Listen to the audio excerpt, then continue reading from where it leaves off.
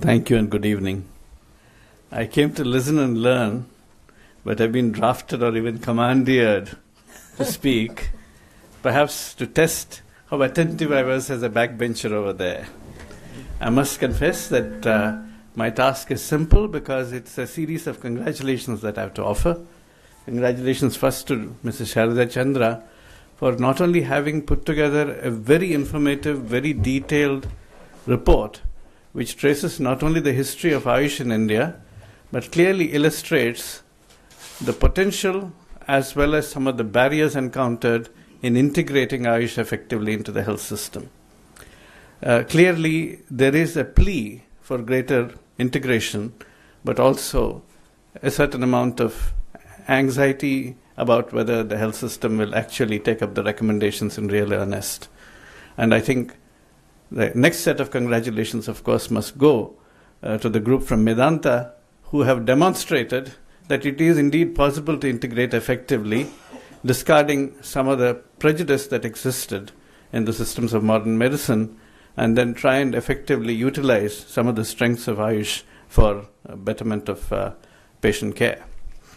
And it is obviously very clear that Mrs. Chandra's report finds a very receptive audience. When sitting there at the back bench, I could see even the Health Secretary of India, Mr. Keshav Desiraju. Is he here? He was there outside the door. He's gone? He was there for about almost an hour and then left. You should have told me. Come on.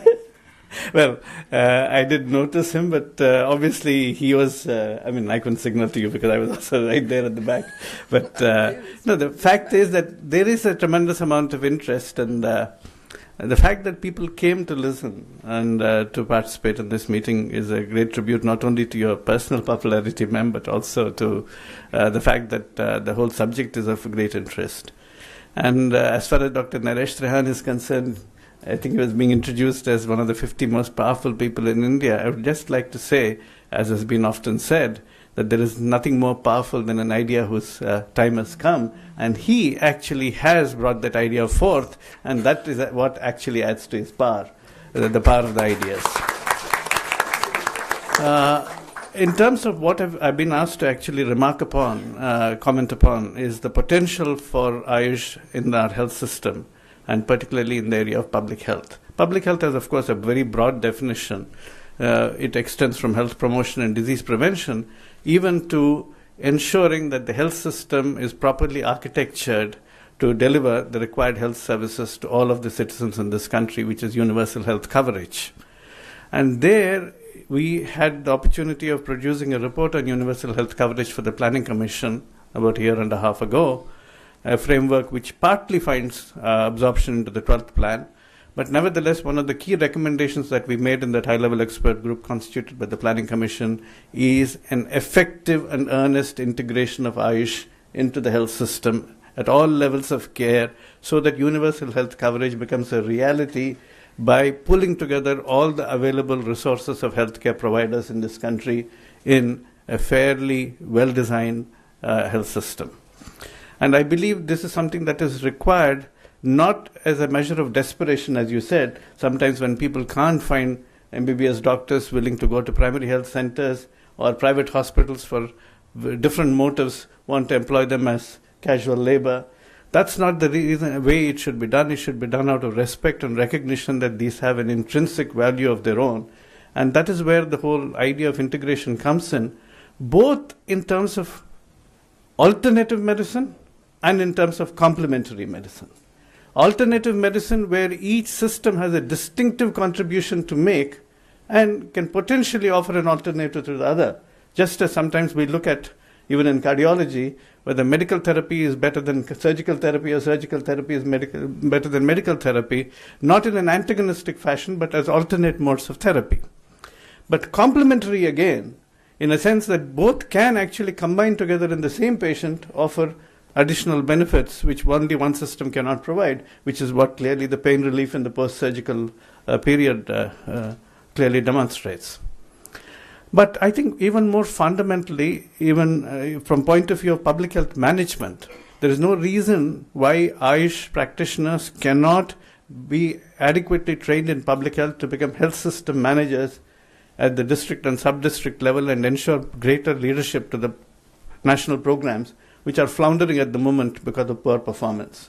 So, in a sense, that integration will come in not merely when they are seen as additional healthcare providers grudgingly accommodated in the health system, but they're also seen as respected health system managers who can actually rise even to the director of health services. There's no reason why not.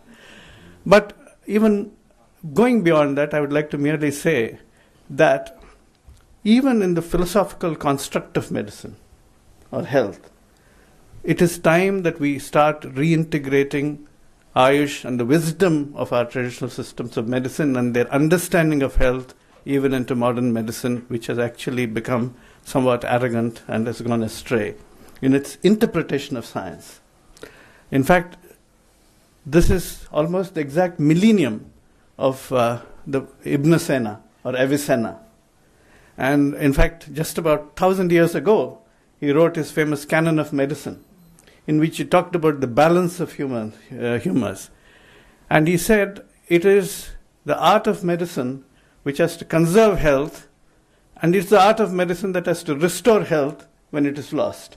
But essentially speaking of it as a balance, which is essentially the fundamental philosophical construct of Ayurveda as well. Unfortunately, modern medicine grew up on a war metaphor.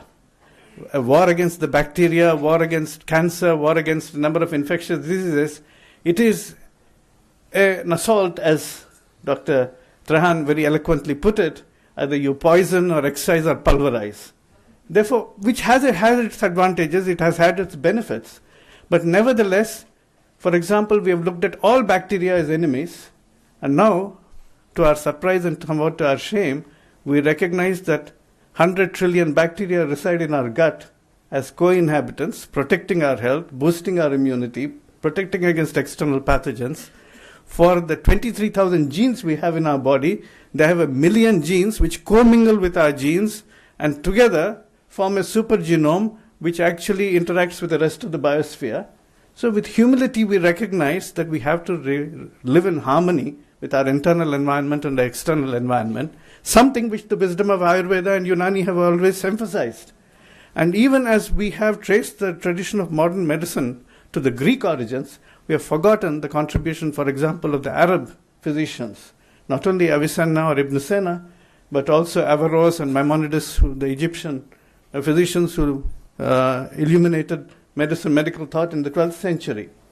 In fact, Ibn Sina's Canon of Medicine was translated into Latin, had a profound influence on Europe, went to China and was translated into Chinese. So it is time that we actually bring forth the traditions of all of our classical systems of medicine, infuse even modern medicine with a certain element of not only pluralism as a matter of tolerance, but also eclecticism in terms of looking at different traditions of philosophical thought and accommodating them, and certainly bringing it much more practically into our practice of medicine and practice of delivery of healthcare, whether it's from the sub-center or the district hospital or the health system management. And I think what you have done today is a remarkable event in which you have actually created a powerful case and also a great coalition carry forward. Congratulations.